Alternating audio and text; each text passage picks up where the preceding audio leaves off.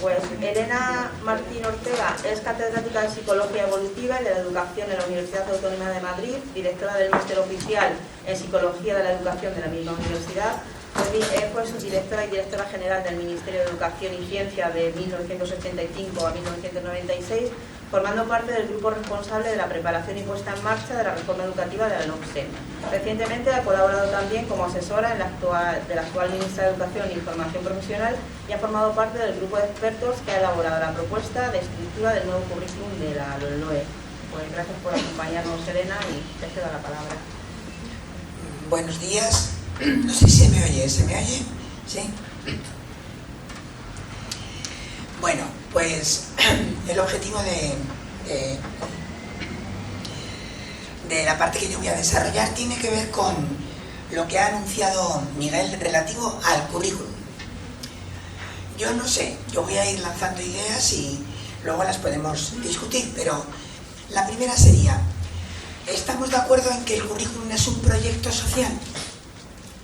Que cuando definimos el currículum lo que estamos definiendo es el tipo de persona al que queremos contribuir desde la escolarización. En ese sentido es un proyecto social, no es un documento técnico, también, pero la importancia, la relevancia del currículum viene de esa función social de pensar ¿para qué queremos la escuela?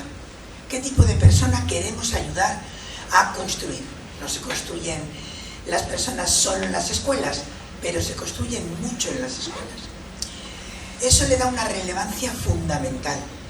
Pero además, los que estamos en la comunidad educativa, sabemos que al final el currículum marca otros muchos elementos del sistema educativo. Lo que pongamos en el currículum va a marcar. Ahora se están examinando, ¿no? Acordémonos de ellos y de ellas. En este momento en las oposiciones. Bueno, y decían, como cambia la ley, vamos a tener que estudiar. Bueno, no va a haber grandes cambios desde el punto de vista de lo que alguien que entiende la educación tiene que demostrar en una oposición. Pero es cierto que la formación del profesorado cambia cuando cambiamos el currículum. O mejor dicho, debería cambiar. Ojalá cambiase. Ojalá los planes de magisterio del máster de secundaria se adecuaran a las nuevas intenciones educativas. La organización de los centros tiene que ser acorde con lo que decimos en el currículum, porque si no el currículum se queda en una potencialidad de cambio que luego no llega a la realidad. Las evaluaciones externas, de las que no le ha dado tiempo casi a hablar a Miguel, que las va a seguir habiendo, aunque no van a tener finalidad acreditativa, solamente para ayudar a los centros a que podamos ajustar mejor la ayuda, tienen el referente del currículum, deben tener el referente del currículum, no sí. Lo que quiero ilustrar con este argumento es, el currículum es el elemento nuclear del sistema educativo, porque contesta a la pregunta nuclear, que es, pero, ¿para qué estamos aquí? ¿Qué queremos que aprendan los alumnos y las alumnas? Las escuelas están para ayudar a que la gente aprenda, digo yo. Por tanto, la pregunta de ¿pero qué tienen que aprender? Y por tanto, ¿qué tenemos que enseñar? Pero la pregunta no es qué tenemos que enseñar. La pregunta es ¿qué tienen que aprender? Y por tanto, ¿qué tenemos que enseñar? Pero en este momento el currículum está centrado en el aprendizaje, no en la enseñanza. Es, para mí, esencial. Este es el primer argumento. Si lo creemos así, si lo consideramos esencial, cambiar el currículum tiene capacidad de generar mejora en la calidad de los sistemas educativos. Parte de lo que ha contado Miguel pasa por el currículum, que los alumnos estén incluidos, que realmente la equidad, todos puedan aprender, todas puedan aprender, remite al currículum. Bueno, espero que este primer punto de la relevancia del currículum podamos compartirlo. En caso de que fuera así, el cambio curricular es trascendente y debemos participar lo más posible en él. Yo lo único que puedo hacer aquí es intentar ayudar a entender dónde se está colocando el énfasis, ¿no? La apuesta para que realmente el currículum desempeñe este papel de mejora de la calidad. Para ello yo creo que es útil pensar que funcionaba mal. Miguel ya lo ha enunciado. Uno de los problemas que tenía este currículum es que no, el currículum anterior, es que no era competencial. Yo creo que esto es difícil no estar de acuerdo con esta afirmación. Las leyes anteriores, incluida la LOE, hacía una entrada a las competencias, si recordáis que decía, las competencias son pum, pum, pum, pum, pum, pum, pum, pum. Pero luego llegaba objetivos, contenidos, criterios de evaluación, y allí no estaban las competencias. Entonces, es muy normal y muy comprensible, porque demasiado hizo la LOE que acababan de salir las competencias europeas y se sumó al discurso de las competencias. Pero no estaban realmente imbricadas en todo lo que era el currículum. Por tanto, yo creo que en las escuelas no hemos llevado a cabo un currículum competencial. Esta es mi afirmación. Toda afirmación generalista es incorrecta por definición. Habrá algunos sitios donde lo hayan hecho, pero con carácter general yo creo que no. Porque ¿qué significa que un currículum sea competencial? Yo creo que esto deberíamos ver si nos ponemos de acuerdo. Ha habido mucha crítica a las competencias desde una lógica de que es que vienen de lugares malignos neoliberales y por tanto, como vienen de allí, tienen que ser necesariamente malignas también. Yo creo que esto ya hay que empezar a superarlo. Es decir, que el discurso de las competencias desde el punto de vista educativo, desde el punto de vista psicológico, es algo que yo personalmente me parece obvio. Probablemente es que he perdido el rumbo, pero a mí me parece obvio. Porque ¿qué viene a decir? Dice, la escuela puede estar enseñando mucho a las personas, pero aquello que les enseña no les hace más competentes. Esa es la afirmación. Luego tenemos que ver si estamos o no de acuerdo con ella. ¿Por qué? Porque entenderemos que alguien es más competente cuando haberse apropiado de nuevo conocimiento le permite actuar en el mundo de una manera distinta a como lo hacía antes. Si yo aprendo un conocimiento comunicativo y me sigo comunicando igual que antes, ese aprendizaje no me ha hecho más competente. Eso es lo que se dice, que yo creo que es una lucidez enorme. Entonces, ¿no ha aprendido? Pues depende de lo que llamemos aprendizaje. Puede decirlo, puede contarlo, puede enunciarlo, pero eso no te hace más competente. Si entendemos por competente que apropiarse de un nuevo conocimiento me lleva a ya comportarme de una manera distinta, sino ¿para qué me ha servido ese conocimiento? No sé, esta es la idea que hay que discutir, porque esta es la idea de las competencias. Si estuviéramos de acuerdo en que realmente eso significa ser competente, yo aprendo las leyes de la termodinámica y cuando me comporto en el mundo o cuando hago previsiones científicas me permiten hacerlo, no las declaro, no hago ejercicios con ellas. Ahora entiendo y entender se demuestra en que puedo hacer algo con ese conocimiento. Esa es la idea competencial. Yo creo que es, no sé si leísteis ayer el artículo que salía de Andreas Schleicher, lo que decía sobre este país, como son los periódicos con titular, España tiene una escuela que ya no responde a la realidad en la que vivimos. Bueno, pues hay que decir frases así de grandilocuentes, pero yo creo que tiene muchísima razón. Es decir, que hasta que no aceptemos que estamos enseñando cosas que no les están permitiendo al alumnado, yo tengo que aprender el sintagma nominal, pues probablemente hacer un análisis morfosintáctico, porque ver esa lógica me ayuda a entender mejor qué quiero decir, cómo influye, a quién se lo digo. Para eso me sirve, pero si no me sirve para eso, aprender el sintagma nominal no me ha hecho más competente. No sé, discutámoslo. Eso es la discusión competencial. La primera crítica, por tanto, el primer problema del currículum que se analiza es este. Y ahora os contamos cómo se intenta dar respuesta. El segundo es, también lo ha anunciado Miguel, la sobrecarga. No lo sé. ¿De verdad hace falta discutir esto? O sea, ¿alguien cree que los currículos no están sobrecargados? Porque si no, no me esfuerzo en argumentarlo. Es decir, es que están totalmente sobrecargados. ¿Por qué? Porque hay todavía una mirada que pone la respuesta al que hay que enseñar en los contenidos. Todavía hoy en día, yo trabajo mucho con docentes muy potentes, y sin embargo cuando les pregunto ¿dónde está la respuesta al que enseñar? Me dicen en los contenidos. No me dicen en las competencias, en los contenidos. Y esto no, desde este modelo no es así. ¿Qué quiere decir que no es así? ¿Que no hay que explicar contenidos? Por favor, no es correcto lo que he dicho, de que no hay que explicar, que no hay que aprender contenidos. No, pero no se pueden aprender, no se pueden desarrollar competencias sin contenidos. O sea, no se puede enseñar a comunicarse sin aprender contenidos comunicativos. Pero la meta no son los contenidos, sino las competencias. ¿Todos lo entendemos? Es que esa es la relación. Necesitamos competencias y contenidos, pero las competencias nos iluminan de todos los posibles contenidos que se pueden enseñar, cuáles son aquellos que se requieren para la competencia. ¿Podría ser que una persona haya aprendido un contenido y no sea competente? Podría ser.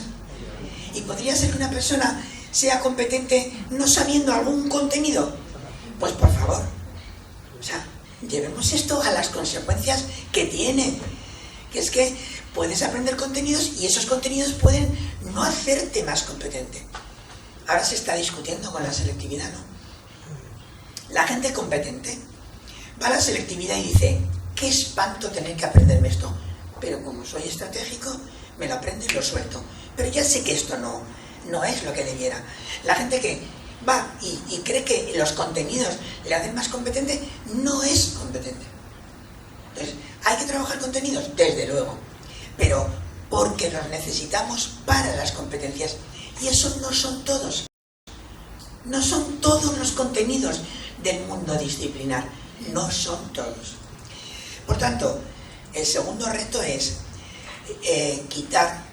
descargar, hacer más razonables, más abarcables, porque luego estamos todo el día quejándonos de que no podemos ayudar a aprender en profundidad, porque aprender en profundidad requiere tiempos pausados, tanto mindfulness, tanto rollo de la serenidad, del ritmo lento. ¿Pero qué ritmo lento con esta cantidad de contenidos? Es decir, hay que ser un poquito coherente.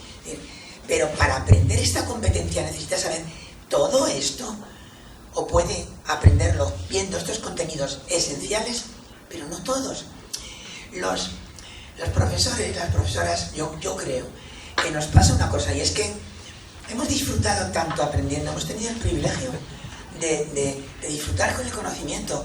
Entonces nos da como cosa que nuestras alumnas, los alumnos no aprendan todo lo posible. Está muy bien ese deseo, está muy bien. Pero lo que no puede pasar es que por intentar que aprendan mucho, no aprendan lo esencial. Y sabemos que muchas veces eso pasa. Ese es otro de los problemas. ¿Cómo es posible que una persona esté de 3 a 12, 9 años en una institución escolar y pueda llegar a secundaria sin comprensión lectora? ¿Pero qué hemos hecho? 9 años, con 5 horas, ¿cómo es posible? Pues muchas veces porque queremos enseñar tantas cosas que perdemos de vista qué es aquello que de no aprenderse realmente te coloca en desigualdad de oportunidades. Y eso no es todo. Puedes aprender mucho más, pero ¿qué es aquello que de no aprenderse te coloca en desigualdad de oportunidades? Cuando acabas la obligatoria, porque no puedes estar inserta en una actividad, en una calidad de vida, no puedes seguir aprendiendo. Cuando tú identificas con claridad la respuesta, que no es nada sencillo, pero bueno, enunciado teóricamente, la respuesta, ¿qué es aquello que de no aprenderse coloca a una alumna en una situación de desigualdad, de no poder seguir aprendiendo? Casi todos los docentes en una reunión con nuestras compañeras, compañeros, sabemos qué es eso. ¿Qué no puede no haber aprendido una persona al acabar el primer ciclo? ¿Qué no puede? ¿Puede aprender mucho más? Que sí, que puede aprender mucho más. Pero lo que no puede dejar de aprender es aquello que es básico. A eso usamos el término de lo básico imprescindible. Luego está lo básico deseable, pero no es lo mismo. La renta cultural básica, dicen algunos autores, pero es una frase de estas que impacta, por eso está bien. La renta cultural básica, aquello que de no haberse aprendido, no, esta es lo que yo tengo que tener todo el tiempo en la cabeza. Porque el segundo error, no competencial, segundo error, sobrecargado. Tercer, yo creo que problema, no sé en qué medida también lo identificáis o no, ya lo discutiremos si hace falta, poquísima autonomía para los centros escolares. O sea, cuando se hizo la estructura de competencias viene desde la LOCSE, año 90. Es decir, el 55, ¿os acordáis? 55% del currículum, si tienes lengua propia lo cerraba el Estado, si no tenías lengua propia el 65%, ¿no? Y el resto de las comunidades autónomas para adecuarlo al contexto autonómico. Ya, el contexto autonómico es muy importante, pero ¿son todos los centros de un mismo territorio autonómico iguales? No lo son. La misma lógica de que los niveles de concreción son niveles de adaptación, niveles de ajuste a las características específicas del alumnado, exige autonomía de centro, autonomía curricular de centro, no solo de autonomía de comunidad autónoma. Yo creo que este país había hecho la transición a las autonomías, ¿no? Pero es un país con escasísima autonomía curricular de centro. Los centros, ¿qué pueden hacer? Sí, pueden priorizar, pero hay muy poco margen real. No te quiero contar lo municipal, que no existe, dado que estamos aquí en una lógica municipal. En otros países los niveles de concreción responden también a una lógica local, ¿no? Las autoridades locales pueden concretar a su vez qué aprendizajes específicos pueden necesitar una población que comparte características y que por tanto podríamos ajustar el currículum a esas características. Esos tres problemas, seguramente hay muchos más, pero estos tres problemas son los que se identifican como las razones que llevan a cambiar el currículum, intentando hacer de ello, bueno, en algunos documentos se dice la modernización, yo diría la mejora de la calidad de la enseñanza. Por tanto, esto se puede conseguir solo con la estructura de los decretos, con lo que va a salir como normativo, no. El que el currículum desempeñe un papel de mejora se juega en los diseños de lo normativo y desde luego en el desarrollo curricular, ¿eh? Yo lo tengo claro. Luego hablaré del desarrollo curricular, pero lo que quería comentar ahora es, nos jugamos algo de verdad, porque ahora en el boletín oficial del Estado en un caso y los boletines de las comunidades autónomas después haya cambiado el currículo. Y yo, claro, como todo el mundo que está muy en un tema puede tener un sesgo, pero creo que sí. Creo que el hecho de que la estructura nueva de los nuevos currículos normativos, de lo que va a salir en boletines oficiales, tanto el del Estado como los autonómicos, ya no responda a la misma lógica, es un punto esencial. Para que nadie pueda decir, no es que viene el inspector y me pide el estándar 28. No, pues ya no hay estándar 28. Ya no me cuentes que te lo piden. A lo mejor tenemos una tradición de enseñar así. Ya no va a ser que el inspector te pide el estándar 28 porque desaparecen los estándares. Entonces, ¿cómo es la nueva estructura? No es que sea completamente, ¡oh, Dios mío, va a venir aquí un cambio! No, pero hay algunos cambios. El primero de ellos, se define para el final de la obligatoria, no digo los 16 años porque pueden no ser los 16 años, pero para el final de la obligatoria, se define una pieza que ya está en otros sistemas educativos, quizá la conozcáis por Portugal, que cuando hizo esta reforma ya lo introdujo, que es lo que se llama el perfil de salida. Es decir, una manera de contestar a la pregunta que yo acabo de hacer. ¿Qué es aquello que cuando una persona abandona la educación obligatoria? Esperemos que haya poca gente que abandone en la educación obligatoria, porque eso significaría que tenemos mucho abandono temprano, si lo abandonan ahí, ¿eh? Pero nos tenemos que preguntar esto. O sea, la obligatoria es la obligatoria. La sociedad obliga a la gente a estar, pero el problema es de la sociedad, que dice esto tienes que haberlo aprendido, porque creo que sin ello eres un outsider, estás fuera de todo, y luego el problema va a ser tuyo. No, el problema es tuyo, que has decidido que eso es lo que tienen que aprender y tienes que conseguirlo con todos.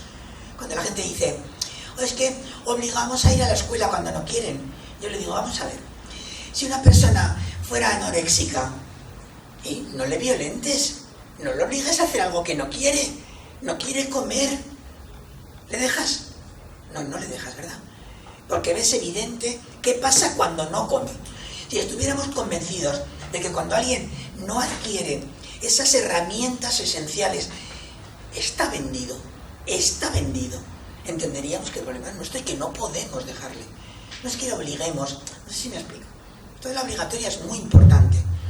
Entonces, en ese sentido de que la sociedad tenemos que conseguirlo, se define el perfil de salida.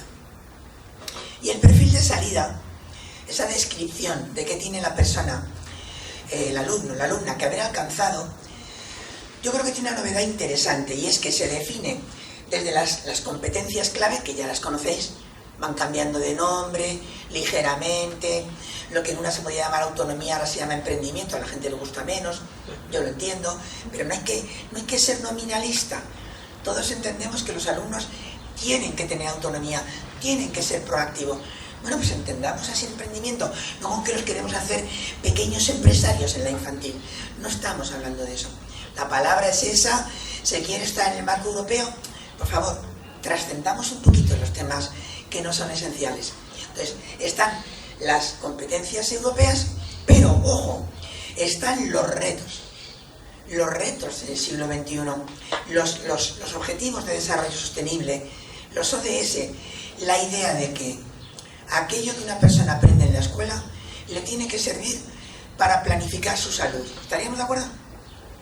Para proteger el medio ambiente, para trabajar con los cuidados, para resolver los conflictos de forma dialogada, para identificar las desigualdades, para vivir en la interculturalidad, para reconocer que el conocimiento es necesario para el desarrollo personal y social, que hay que tener cuidadito con cómo se usa el conocimiento, pero que sin conocimiento esta sociedad no avanza, y no decir tonterías como que la Tierra es plana, entonces, y otras. Entonces, esos son los retos, para eso queremos las competencias. Fijaros que con esta afirmación, no sé si todo el mundo la mantendría, pero parece ser que las administraciones la van a mantener. Ni siquiera las competencias son lo que justifica el currículo.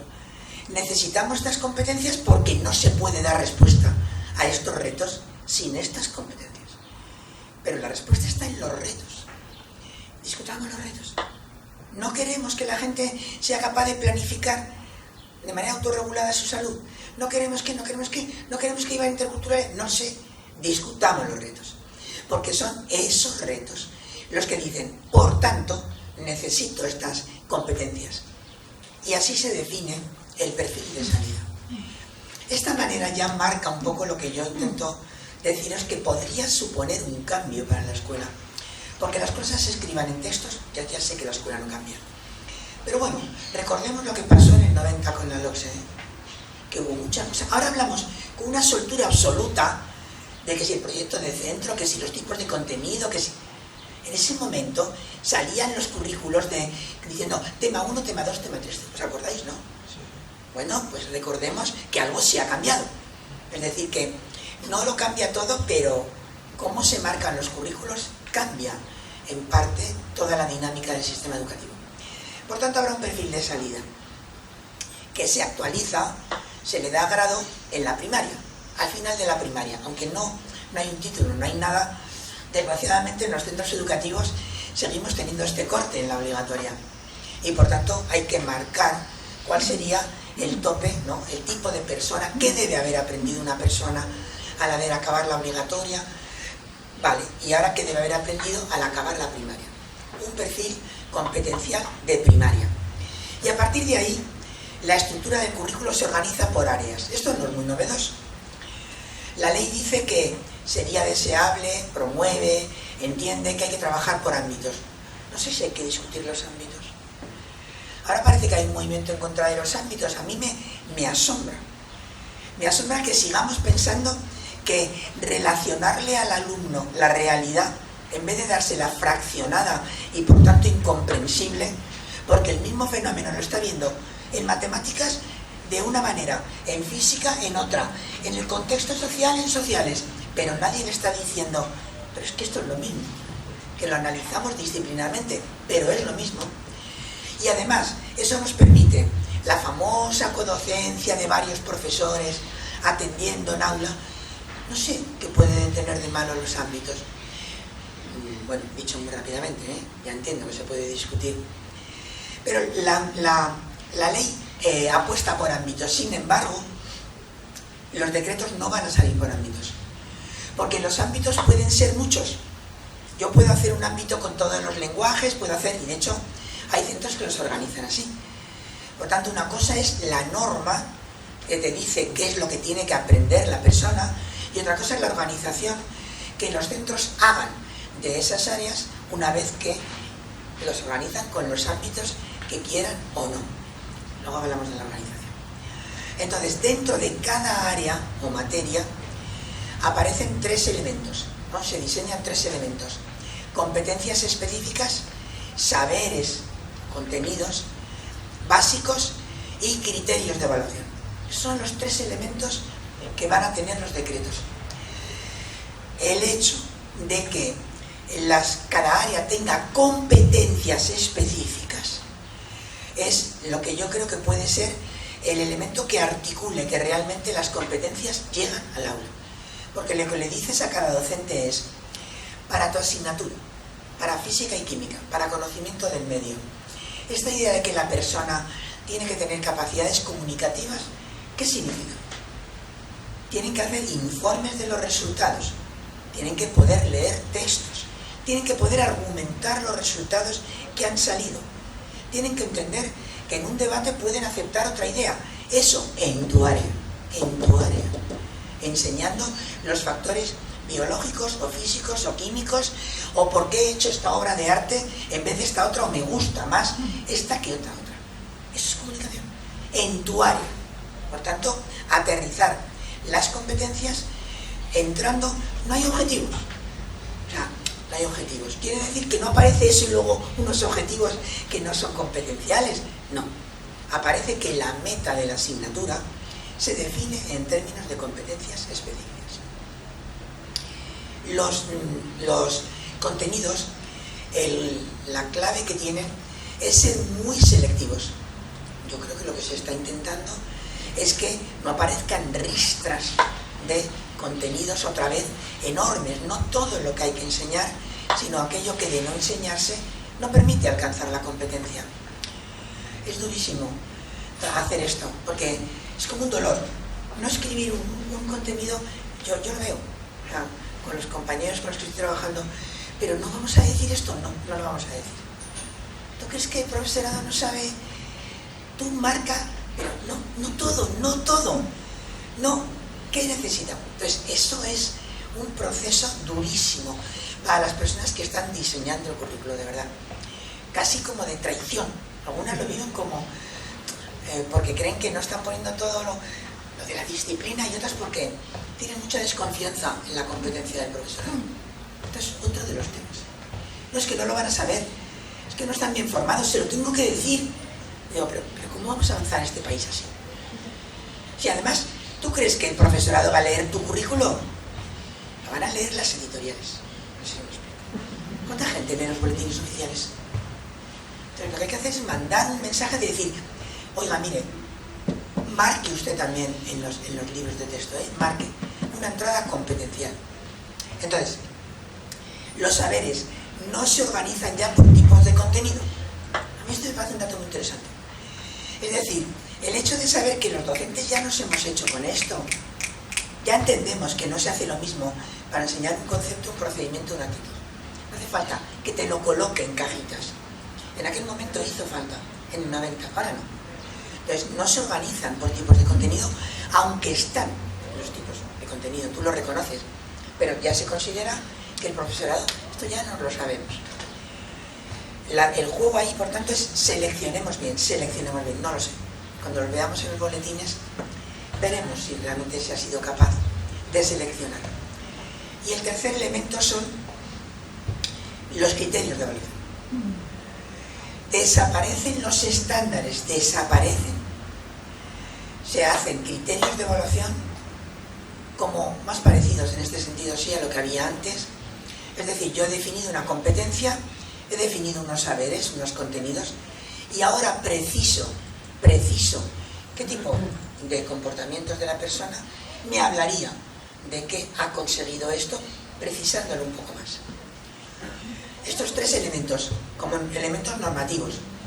Luego los currículos van a llevar orientaciones sobre las situaciones de aprendizaje, textos que le hacen entender a la docente, oye, date cuenta de que esta competencia está relacionada con otra, pero que ya no es norma, son elementos orientativos dentro de la estructura curricular.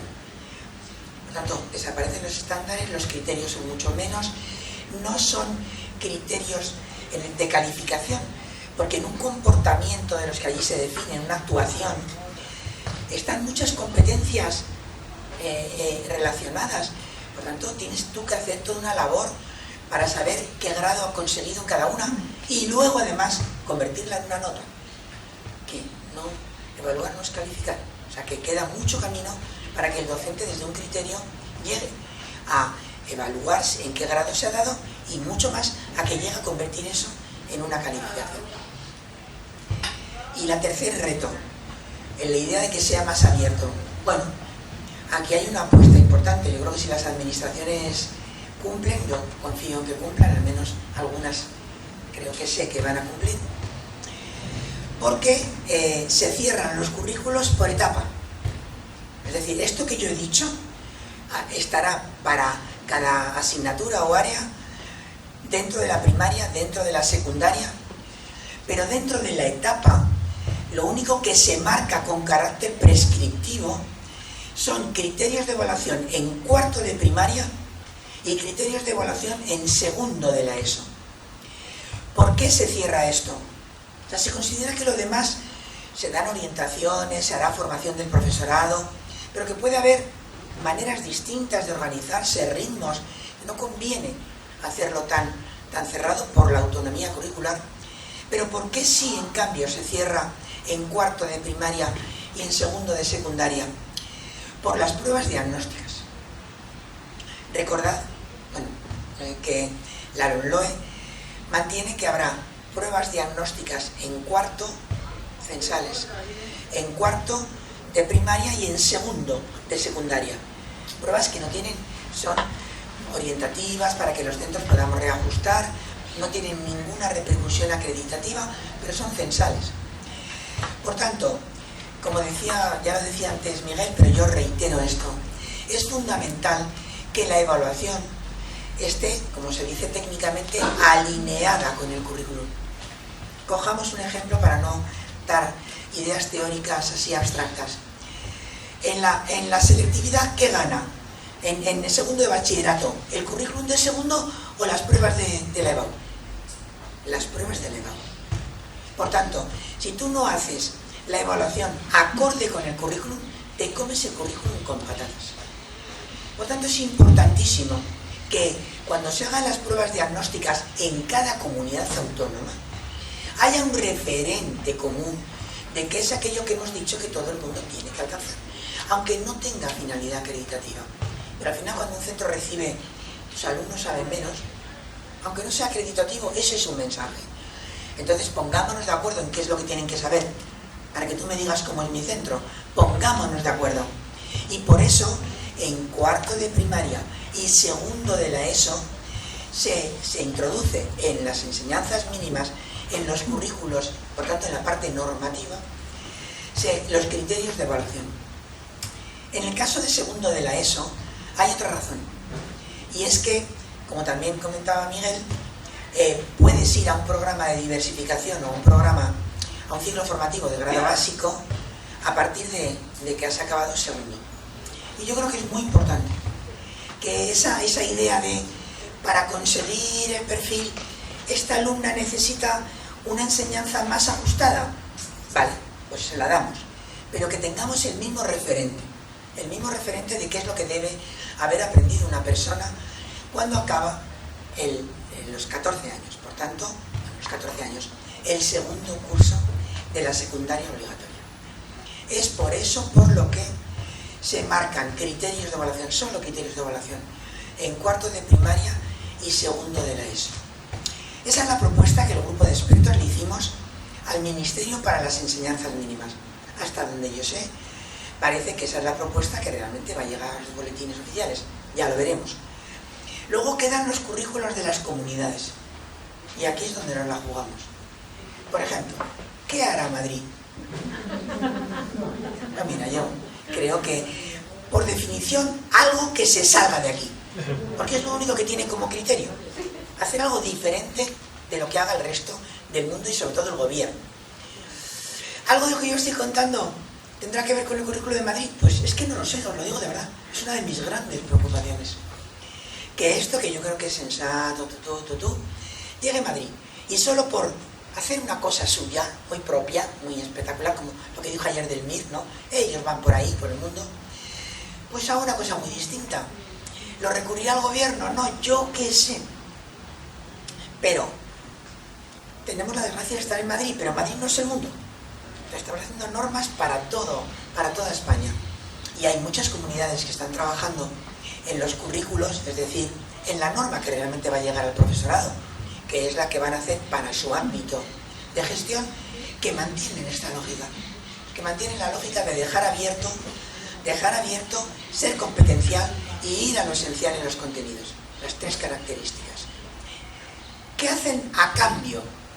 Pues una apuesta potente por el desarrollo curricular, por la formación del profesorado, por dar ejemplos, por trabajar dentro de los centros ayudando a hacer las programaciones, por dar buenas prácticas de centros que llevan ya años trabajando las instrumentales de tal manera, pero las otras asignaturas cruzadas con proyectos de investigación, con créditos de síntesis.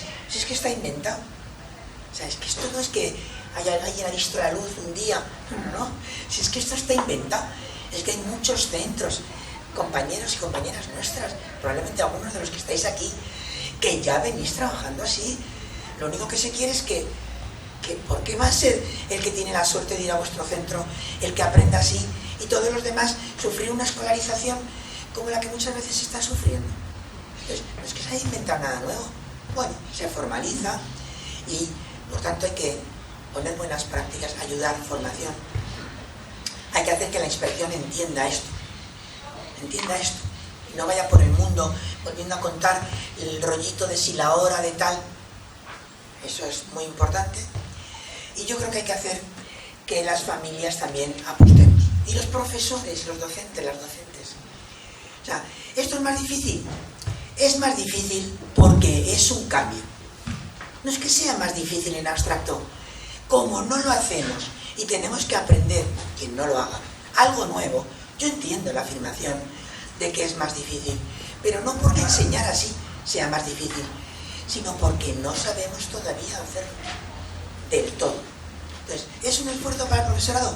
Pues sí, no contemos milongas, sí, lo es, pero es que nosotros estamos, antes lo decía Miguel, para que el alumnado aprenda. Esa es la meta. Por tanto, el criterio es, ¿van a aprender mejor ellos y ellas? Pues entonces lo tenemos que hacer. ¿Tenemos que exigir todos los apoyos? Que sí, que de acuerdo. Pero no puede ser que ahora la gente diga, ¡oh, qué bien, la pandemia nos ha ayudado a entender qué maravilla esto de 2 profes en aula! Y ahora digamos, pero ámbito no, yo lo mío. No sé si me explico. O sea, también nosotros tenemos que ser coherentes con lo que esto supone. Eso por parte del profesorado. Y luego las familias.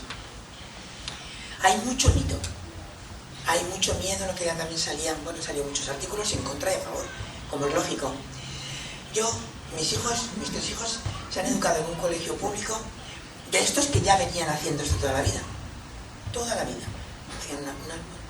Hacían esto, como el que hablaba en prosa y no lo sabía. Hacían esto. Pero los padres estaban muy nerviosos, porque cuando iban a comer el domingo a casa con los primos y los hermanos, decían, este ya está en resta y se sabe... Y los del colegio andábamos todavía, ¿me explico? Bueno, cuando yo estuve en el Consejo Escolar en la AMPA, cogí datos de 6 promociones, de lo que había pasado con esos niños y niñas cuando habían salido de ahí, habían ido a los institutos de Colmenar y los institutos los pedían. Decían, mandadnos de este centro.